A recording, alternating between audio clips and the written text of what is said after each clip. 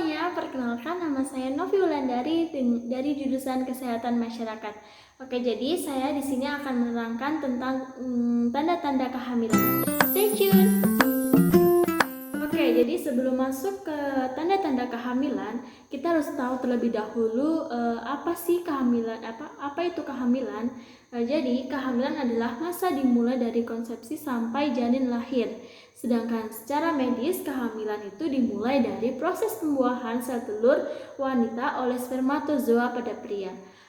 Biasanya lama hamil normal itu berkisaran 280 hari atau sama dengan 9 bulan lebih dari 7 hari yang dihitung dari hari pertama haid. Tanda dan gejala kehamilan yaitu ada 3. Yang pertama ada tanda dugaan kehamilan, yang kedua tanda pasti kehamilan, dan yang ketiga yaitu tanda tidak pasti kehamilan. Jadi yang pertama tanda dugaan kehamilan. Jadi pada tanda dugaan kehamilan itu contohnya yang pertama itu ada muntah. Nah, muntah itu biasanya itu sering terjadi pada ibu hamil.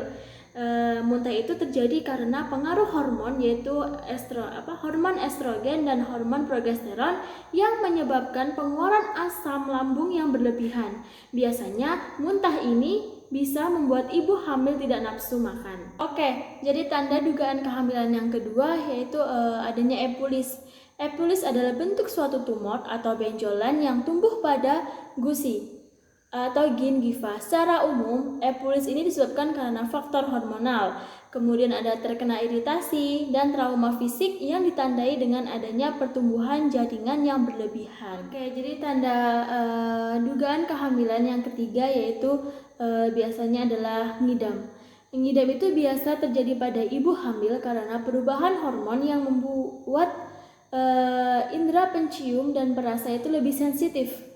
Jadi biasanya pada ibu yang sedang hamil dia akan merasakan ingin sesuatu yang dia makan, entah itu dia dari dia mencium aroma atau melihat video, melihat foto, dia pasti biasanya akan menginginkan makanan atau benda tersebut.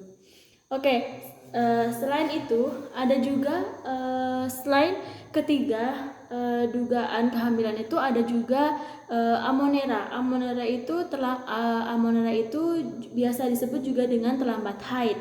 Kemudian ada juga pingsan. Pingsan itu biasanya di tempat-tempat keramaian. Ibu hamil itu akan merasa pusing dan bisa mengakibatkan pingsan. Kemudian ada juga payudara tegang. Payudara tegang ini karena pengaruh hormon yang membuat payudara itu tegang. Kemudian ada juga pigmentasi kulit, kemudian ada varises dan lain-lain sebagainya. Jadi tanda-tanda tersebut belum pasti terjadi kehamilan. Karena apa?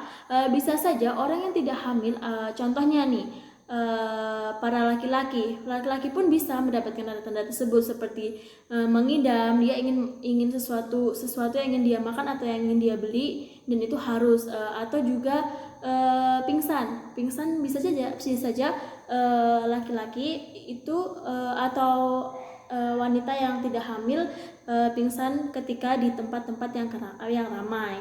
Kemudian muntah pun juga bisa dan lain sebagainya. Oke, tanda kehamilan yang kedua yaitu ada tanda-tanda pasti hamil. Yang pertama adanya gerakan janin dalam rahim yang bisa dilakukan dengan cara pengecekan USG atau bisa dengan diraba apakah ada pergerakan janin di dalam perut si ibu. Kemudian yang kedua adanya denyut jantung janin yang dapat didengar dengan stetoskop, alat kardiotokografi ataupun dengan alat Doppler. Dan biasanya denyut jantung janin bisa terdengar setelah kehamilan 4 bulan. Tetapi jika pemeriksaan dengan USG bisa terdengar pada umur kehamilan 2 bulan.